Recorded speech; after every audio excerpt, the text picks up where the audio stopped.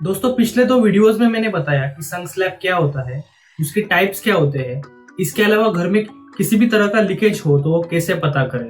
लेकिन बहुत से लोगों ने मुझे क्वेश्चन किया कि घर में लीकेज ना हो इसके लिए हमें वाटरप्रूफिंग कैसे करनी चाहिए, बाथरूम या फिर बालकनी एरिया में या फिर यूटिलिटी एरियाज में।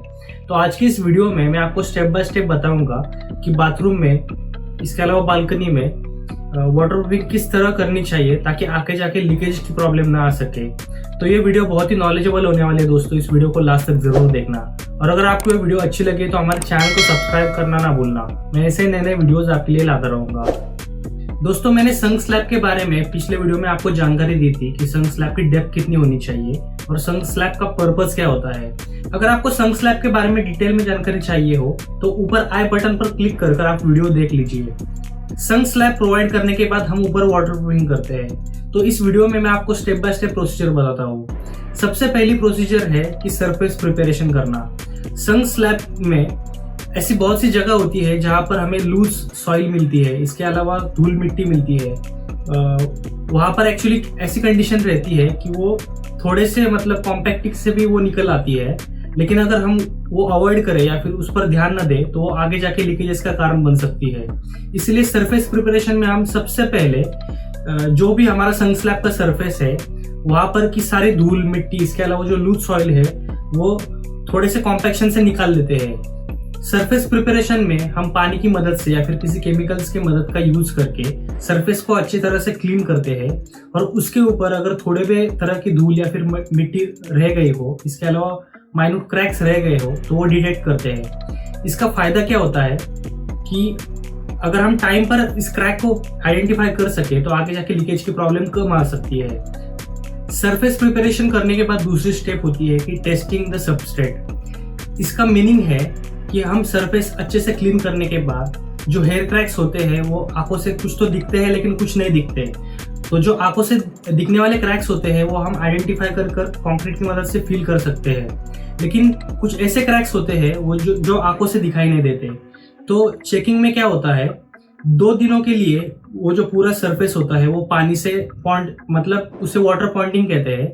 इसमें वो जो पूरा सरफेस रहता है वो पानी से भर देते हैं और 2 दिनों के लिए उसे ऐसे ही छोड़ा जाता है। और इसके बाद उस सरफेस को फिर से चेक किया जाता है कि कहाँ से पानी लीक तो नहीं हो रहा, और इसके बाद उस क्रैक को आइडेंटिफाई कर उस पर प्रिवेंटिव मेजर्स लिए जाते हैं। तो पहली और दूसरी प्रोसीजर में हमें जो भी विजिबल और नॉन विजिबल क्रैक्स आइडेंटिफाई हुए हैं उसे तीसरी प्रोसीजर में उस क्रैक्स को फिल किया जाता है। अब इसकी फिलिंग होती है इंजेक्ट ग्राउटिंग में। इंजेक्शन ग्राउटिंग करने से पहले जो भी ये हेयर क्रैक्स है उसे छेनी और हथौड़ी की मदद से वी शेप में थोड़ा ग्रू किया जाता है ताकि वो क्रैक्स अच्छे से आइडेंटिफाई हो सके। और इसके बाद सीमेंट का इंजेक्शन ग्राउटिंग होता है और ये जो सभी क्रैक्स है वो फिल किए जाते हैं। अब ये 3 प्रोसीजर्स हो जाने के बाद चौथी प्रोसीजर है कि एक्चुअल वाटरप्रूफिंग करना। इसमें सबसे पहली स्टेप आती है कि वहां पर जो भी 3 इंच और 4 इंच के बाथरूम और टॉयलेट्स के पाइप यूज किए जाने वाले हैं उसे वहां पर अच्छी तरह से इंस्टॉल किया जाता है। पाइप्स को इंस्टॉल करने के बाद जहां पर भी पाइप्स के जंक्शन आने वाले हैं, जहां पर 2 और 3 पाइप्स इकट्ठा आकर फिट किए जाते हैं, और इसके अलावा सीमेंट और सैंड का 1:3 प्रोपोर्शन यूज करके और उसमें styrene butadiene bonding emulsion use करके या फिर दूसरे कौन से भी वाटरप्रूफिंग के कंपाउंड है उसे यूज करके उस जंक्शंस को और वो ओपनिंग्स के अराउंड को अच्छी तरह से पैक किया जाता है। और ये सारी प्रोसेस वाटरप्रूफिंग करने से 2 दिन पहले की जाती है और इसे 2 दिन तक अच्छे से सूखने दिया जाता है। 2 दिन होने के बाद जो भी वाटरप्रूफिंग का सरफेस है उसे पहले से जरा प्रीवेट किया जाता है, थोड़ा सा पानी मारा जाता है उस पर, और पानी मारने के बाद उस पर बेस कोट अप्लाई किया जाता है। इस बेस कोट में जो भी मैन्युफैक्चरर्स की रिक्वायरमेंट है या फिर जो कॉन्ट्रैक्टर्स के रेशोज पहले से प्री डिसाइड हुए हैं उस हिसाब से वहां पर बेस कोट अप्लाई किया जाता है। इस बेस कोट में सीमेंट स्लरी का अच्छे से एक मिक्सचर किया जाता है जिसमें वाटरप्रूफिंग के कंपाउंड्स डाले जाते हैं और इस कोट को पूरे संक स्लैब में अच्छे से लगाया जाता है और दीवार के अराउंड लगभग 2 फीट तक ऊंचाई तक ये बेस कोट को अप्लाई किया जाता है। इस बेस कोट को किसी भी दीवार के 2 फीट ऊंचाई तक लगाने का पर्पस होता है कि आगे जाके उस दीवार में किसी तरह की डैम्पनेस ना आए। इस बेस कोट को संक स्लैब में अच्छी तरह से लगाने के बाद 6 घंटे रुका जाता है और 6 घंटे के बाद दूसरा बेस कोट उस पर अप्लाई किया जाता है। किसी भी जगह पर जो वाटरप्रूफिंग की मेजर रीजंस होते हैं वो इस बेस कोट पर निर्भर रहते हैं। अगर ये बेस कोट फेल हो जाए तो वहां पर वाटर लीकेजेस की प्रॉब्लम ज्यादा आती है। और इसी वजह से किसी भी बेस कोट को लगाने से पहले एक अच्छे स्टेप्स फॉलो करने चाहिए ताकि आगे जाके लीकेजेस की प्रॉब्लम ना आए। बेस कोट हो जाने के बाद दूसरी स्टेप आती है कि इसके ऊपर 1/2 इंच थिक सीमेंट मोटर की एक लेयर अप्लाई करना है। इस 1/2 इंच थिक सीमेंट मोटर का पर्पस होता है कि जो बेस कोट है उसे प्रोटेक्ट करना। ये जो 1/2 inch thick cement motor apply की जाती है उसमें वाटरप्रूफिंग के एजेंट्स मिलाए जाते हैं ताकि पानी वहां पर लीक ना हो। और ये 1/2 inch thick cement motor apply करने के बाद फिर से वाटर पॉन्डिंग टेस्ट 3 दिनों तक की जाती है।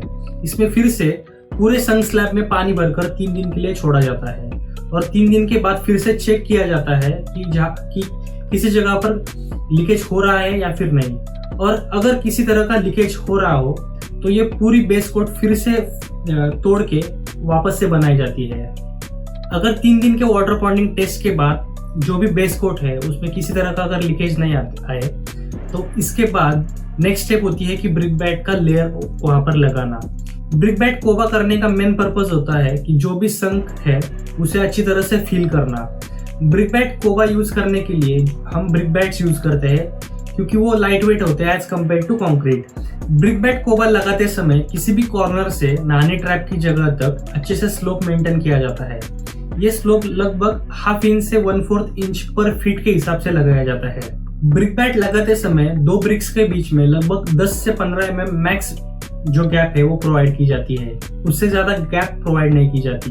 ब्रिक बैट लगाने के बाद जो भी जॉइंट्स है वो अच्छी तरह से सीमेंट मोर्टार से फिल किए जाते हैं और ब्रिक बैट की फिनिशिंग करने के वक्त संक स्लैब के चारों कॉर्नर और दीवार का जो भी वर्टिकल पोर्शन है वो संक स्लैब से 2 फीट तक सीमेंट मोर्टार की 1:1 रेशियो और एडमिक्सचर का यूज करके 12 mm थिक लेयर से अच्छी तरह से फिल किया जाता है।